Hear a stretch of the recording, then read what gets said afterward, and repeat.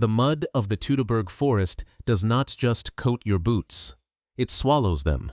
It is September, in the 9th year of the Common Era, and you are marching through a landscape that feels like it is actively trying to digest you. The rain is not falling. It is driving sideways, turning the forest floor into a churning soup of clay and rotting leaves. You are a Roman legionary.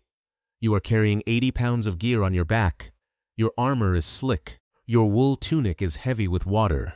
Your sandals are slipping on the slick roots that snake across the narrow trail.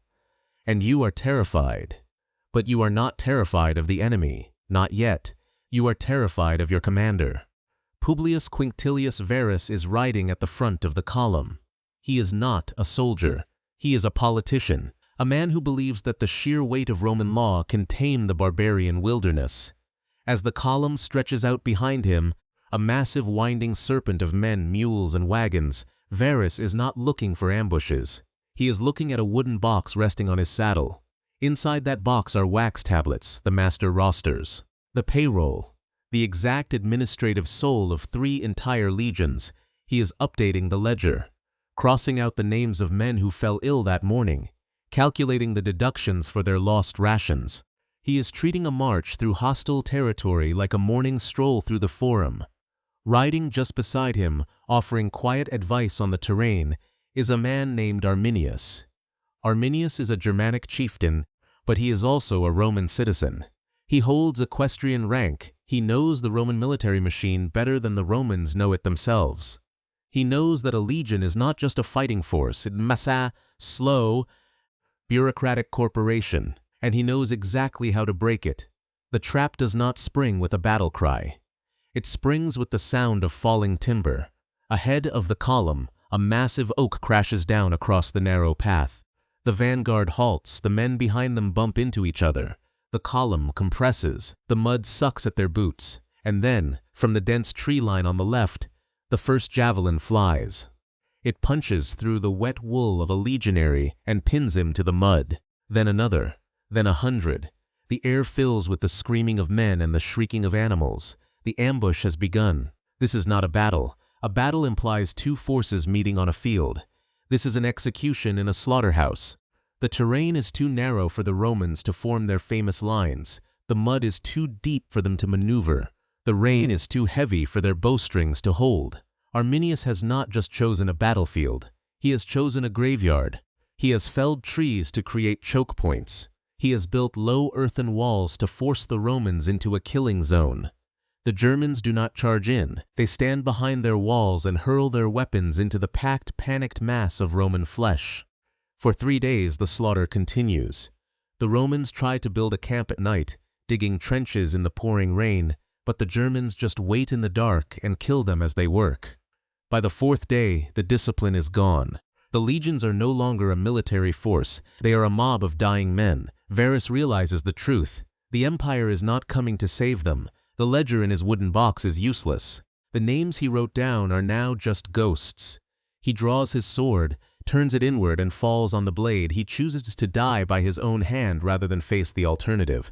When the fighting finally stops, the forest is silent except for the rain and the crows. The Germans strip the bodies. They take the armor, the weapons, the gold. But they also find the wooden box that fell from the saddle of Varus. They open it. They look at the wax tablets inside, the master rosters of the 17th, 18th, and 19th legions. The names of 20,000 men written in neat bureaucratic Latin. The Germans do not just burn the box. They do something much more deliberate. They take the tablets and they scrape the wax completely smooth. They erase the names. They leave the blank wood in the mud. We will come back to that blank wood because it holds the key to understanding the deepest psychological scar the Roman Empire ever received. The news takes weeks to reach Rome. When it finally arrives, it breaks the mind of the emperor. Augustus is an old man. He has spent his entire life building the Pax Romana, the great peace of the empire. He wanted to leave behind a legacy of secure borders and civilized provinces. Instead, he receives a report that 3 entire legions have been wiped off the map. The historian Cassius Dio tells us Augustus was so devastated he let his beard grow wild. He would wander the halls of his palace, banging his head against the doorframe of his bedroom, screaming into the empty air, "Quinctilius Varus, give me back my legions!" He screamed it over and over. It was not just grief. It was the sound of a man watching his life's work burn to the ground. But the panic in Rome was not just emotional, it was administrative. And this is where the story shifts from a military disaster to a bureaucratic nightmare. To understand the sheer scale of the trauma, you have to understand what a Roman legion actually was. It was not just 20,000 guys with swords. It was a massive financial engine. Every legionary was a shareholder in the empire. They were paid in silver denarii. They had pensions. They had retirement bonuses funded by the aerarium militare, the military treasury. When 3 legions vanished in the forest, it was not just a loss of manpower. It was a sudden, catastrophic hole in the imperial budget. The treasury was suddenly on the hook for tens of thousands of pensions that would never be paid, for equipment that was lost, for the massive logistical tail of the baggage train that was destroyed. The clerks in the Temple of Saturn, where the state archives were kept, went into a state of quiet panic. They had to reconcile the ledgers. They had to explain to the Senate how an entire province was suddenly gone. But the physical loss of the men was only half the problem. The psychological loss was far worse. The Roman military was built on the idea of invincibility. The eagle standards, the signa, were not just flags, they were the physical manifestation of the state's divine favor. To lose an eagle was a spiritual catastrophe. To lose 3 was an apocalypse, and so, the empire did what any traumatized bureaucracy does when faced with an impossible reality. It altered the paperwork. The imperial clerks made a decision that was unprecedented in the history of the Roman military. They took the master rolls of the army. They found the entries for the 17th, 18th, and 19th legions, and they crossed them out. They did not just mark them as destroyed. They banned the numbers forever. No new legion would ever be called the 17th. No new recruits would ever be assigned to the 18th. The 19th was dead. The numbers were permanently retired from the rolls. If you are fascinated by the hidden psychological scars of ancient empires and the bureaucratic secrets they leave behind, take a second to hit the subscribe button. We uncover the stories that history books try to forget, and your support keeps this channel alive. This administrative erasure was not just superstition. It was a psychological defense mechanism. The Romans were deeply superstitious, yes. They believed in omens. They believed that repeating the name of a cursed thing would invite the curse back. But the erasure of the 3 legions was also a massive act of denial. By deleting the numbers, the empire was trying to pretend that the disaster had not happened. If the 17th legion never existed on paper, then the empire never lost it. If the ledger does not show the hole, then the hole is not there. It was a state-sponsored act of gaslighting. The empire was trying to protect its own sanity by rewriting its own reality. For centuries, this story was just that, a story. We had the words of Tacitus and Cassius Dio. We had the screams of Augustus echoing in the halls of the palace. We had the bureaucratic records showing the sudden, permanent gap in the legionary rolls. But we did not have the forest. We did not know exactly where it happened. We did not know the physical reality of the trap. The Teutoburg Forest was a myth, a dark spot on the map, a ghost story used to frighten schoolboys in Rome, until the late 20th century. In the 1980s, a British officer named Tony Clun, stationed in Germany, took up a hobby. He used a metal detector to search for Roman coins in the countryside near the town of Calcrese. He expected to find a few stray denarii. Instead, he found the physical evidence of a slaughter that had been buried in the mud for 2,000 years. The archaeological site at Calcrese completely changed our understanding of the battle. It proved that Arminius was not just a lucky barbarian, he was a tactical genius. The dig revealed a narrow gap between a hill and a massive swamp. Arminius had built a 6-foot-high earthen wall along the edge of the swamp, with a trench in front of it. He funneled the Roman column into this gap, which was only about 100 yards wide. The Romans could not outflank him. They could not form a line. They were packed shoulder to shoulder, trapped in a kill box, while the Germans rained javelins and sling bullets down on them from the wall. The metal detectors found thousands of lead sling bullets, still lying in the dirt where they had fallen 2 millennia ago. They found fragments of Roman armor, the iron plates of the lorica segmentata, rusted and broken. They found the bronze face mask of a Roman cavalryman, dented by a Germanic axe. But the most chilling discovery was the sheer scale of the destruction. The archaeologists found the remains of mules still wearing their harnesses. They found the bones of men, their skulls crushed by blunt force. They found the exact spot where the baggage train had tried to break through the trench and failed. The mud of Calchries had preserved the panic of the Roman army perfectly. It was not a heroic last stand. It was a chaotic, terrifying rout. The discovery at Calchries proved the military reality of the disaster. But it also highlighted the psychological reality. The Romans never forgot. The trauma of the Teutoburg Forest became a permanent scar on the imperial psyche. The Rhine River became the hard border of the empire. The great dream of expanding to the Elbe River died in the mud. Rome would never again try to conquer Germania. The forest had beaten them, and the bureaucracy had ensured they would never forget the lesson.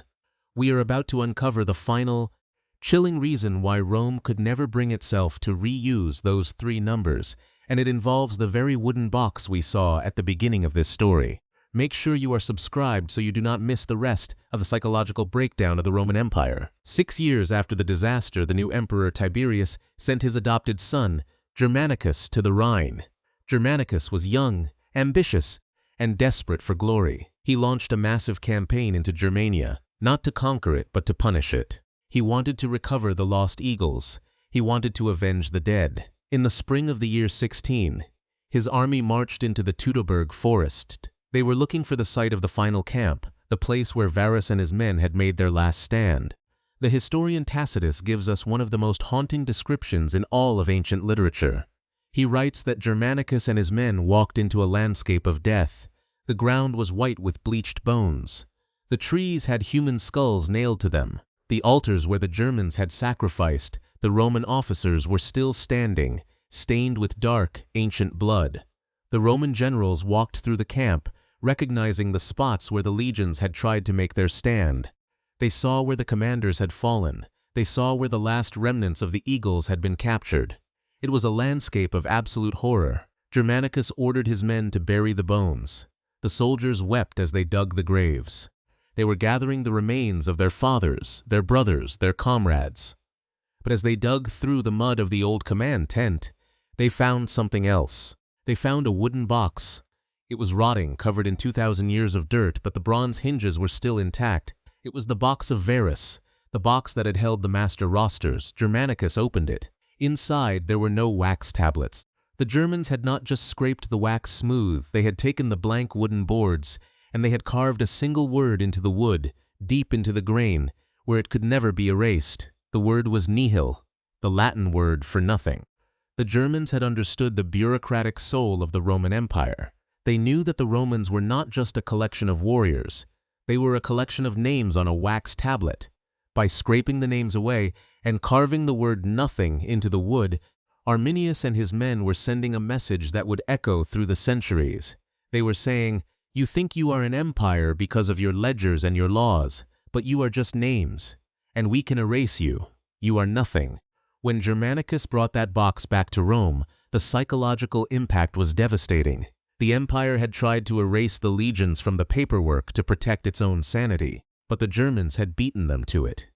The enemy had looked at the master roster of the most powerful military machine in the world, and they had literally written nothing on it. The bureaucratic erasure in Rome was no longer a defense mechanism. It was a confession. The empire knew deep down that the 17th, 18th, and 19th legions were not just lost, they had been unmade. They had been reduced to nothing by the shadows of the trees, and so the numbers stayed banned. The 17th, 18th, and 19th were never spoken again in the rolls of the Roman army. The empire continued for another 400 years. It raised new legions. It fought new wars. It survived plagues, civil wars, and invasions. But it never recovered its nerve in the north. The Teutoburg Forest remained a dark, forbidden place in the imperial mind. The bureaucracy had drawn a line in the sand, and then it had drawn a line in the mud, and it had refused to cross it ever again. This brings us to the end of our journey into the mud and the paperwork of the Roman Empire. Let us leave you with 3 takeaways from the disaster of the Teutoburg Forest. First, the truth about the battle. The catastrophe of the Varian disaster was not just a failure of military tactics. It was a failure of the bureaucratic mind. Varus believed that the administrative weight of Rome could conquer the world. He believed that if he could just tax the Germans, if he could just write their names in his ledger, they would be civilized. He forgot that an empire is not held together by wax tablets. It is held together by the respect and the fear of the people it rules. When you treat a conquered people like a line item in a budget, they will eventually burn the ledger down. Second, the implication for the viewer. We like to think of ancient empires as monolithic, unfeeling machines. We think of Rome as a cold, calculating entity that crushed its enemies without a second thought. But the story of the banned legion numbers proves that empires are made of people. They are made of men who feel fear, who experience trauma, and who break under pressure. The decision to erase the 17th, 18th, and 19th legions was not a cold administrative calculation. It was a desperate psychological scream from a superpower that had just realized it was mortal. The paperwork of an empire is just a mirror of its mind, and when the mind shatters, the paperwork reflects the cracks. Third, and finally, the emotional punch. 20,000 men died in the mud of the Teutoburg Forest. They died in the rain, screaming for a help that never came. They died while their commander tried to balance his budget. But the true tragedy is not just that they died. The true tragedy is that an entire superpower was so terrified of a forest that it permanently deleted 3 chapters of its own history. Rome, the master of the world, the conqueror of nations, the builder of roads and aqueducts, was broken by the shadows of the trees. They could not face the ghosts of the 17th, 18th, and 19th. So they banned the numbers. They tried to forget. But the mud remembers, the forest remembers, and the blank wax tablets with the word nothing carved into the wood remain as a permanent testament to the day the masters of the world learned what it means to be erased. What is the most terrifying psychological scar left by a historical event? Is there a moment in history where an empire or a nation or a people was so traumatized that they permanently changed their own behavior out of pure fear? Let me know your thoughts in the comments below. I read every single one. Thank you for watching, and we will see you in the next one.